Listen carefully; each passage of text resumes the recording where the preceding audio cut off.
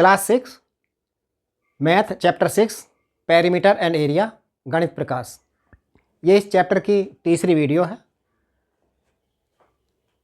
देखो यह हमें दे रखा है, give the dimensions of a rectangle whose area is the sum of the area of those two rectangles having measurement 5 metre and 10 metre and 2 metre into 7 metre.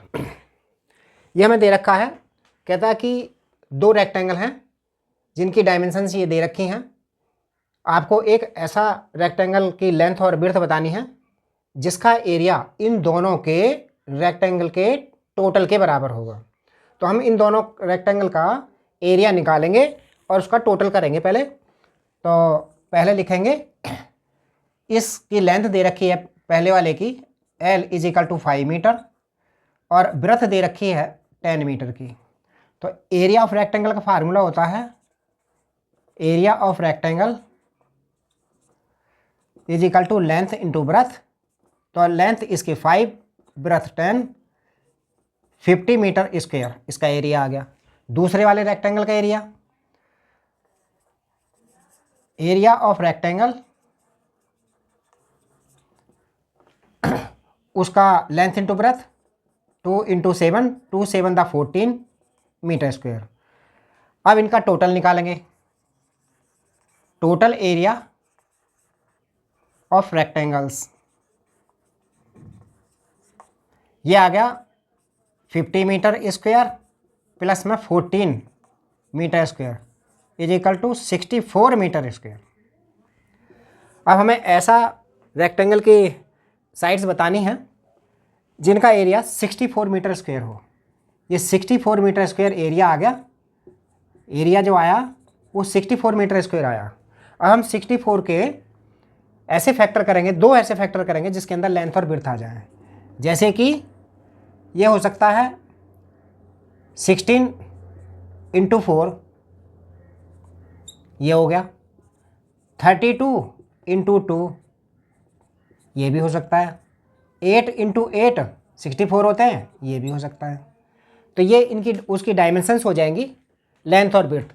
ये length और ये breath इसकी हो जाएंगी।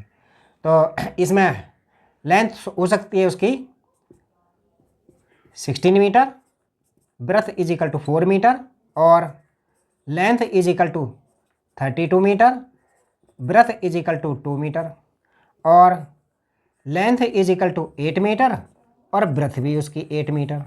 ये आंसर इसके पॉसिबल हो सकते हैं। और भी आंसर हो सकते हैं इसके।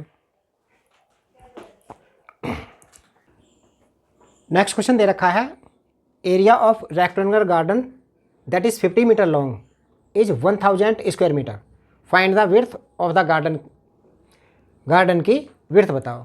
यानी एक गार्डन का एरिया हमको दे रखा है 1000 स्क्वायर मीटर है और लेंथ उसकी दे रखी है 50 मीटर, विड्थ हमसे पूछी है। तो एरिया मतलब हमको गिवन है,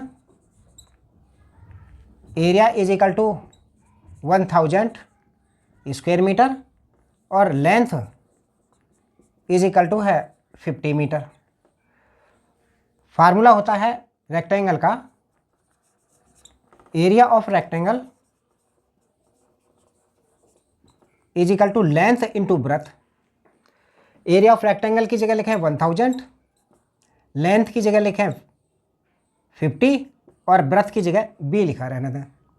फिर 50 को इधर लेकर गए, ये अपॉन में आएगा, ब्रेथ का b लिखे रहने दो।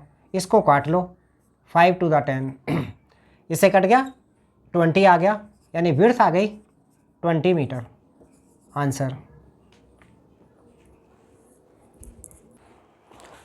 नेक्स्ट क्वेश्चन है, 4 flower beds having sides 2 metre and 1 metre wide are dug at the 4 corners of a garden that is 15 metre long and 12 metre wide. तो how much area is now available for laying down a lawn. तो हमें ये lawn दे रखा है जिसकी length है 15 metre की और विड्थ है उसकी 12 मीटर की। इसमें 4 क्यारियाँ खोदी गई हैं, ये बेड्स बनी हैं चारों कोनों पर, जिनकी लेंथ 2 मीटर और विड्थ उसकी 1 मीटर है।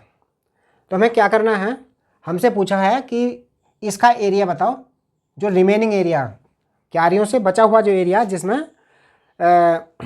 लेइंग एरिया जो है वो हमसे पूछा है, यानी रिमेनिंग एरिया हमसे पूछा है। तो हम क्या करेंगे, इसका पहले टोटल एरिया निकालेंगे।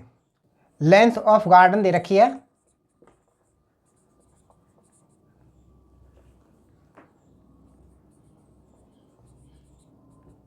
Length of garden L is equal to 15 metre और breadth of garden is equal to 12 metre. तो एरिया निकालेंगे, area of garden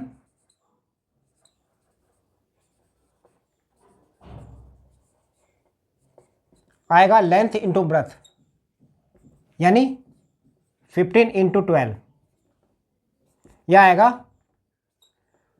180 metre square. अब एरिया ऑफ वन बेड का आएगा, एरिया ऑफ वन बेड का आएगा length into breadth, length 2 breadth 1, 2 1 2 metre square. अब वो बेड्स हैं 4, तो एरिया ऑफ 4 बेड्स का आएगा, इसको 4 से मल्टीप्लाई कर दो, इसको 4 से मल्टीप्लाई किया तो 2 4 8 मीटर स्क्वायर आ गया। तो रिमेनिंग एरिया जो आया,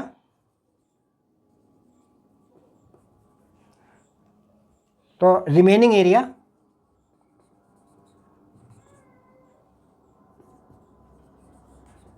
ऑफ गार्डन,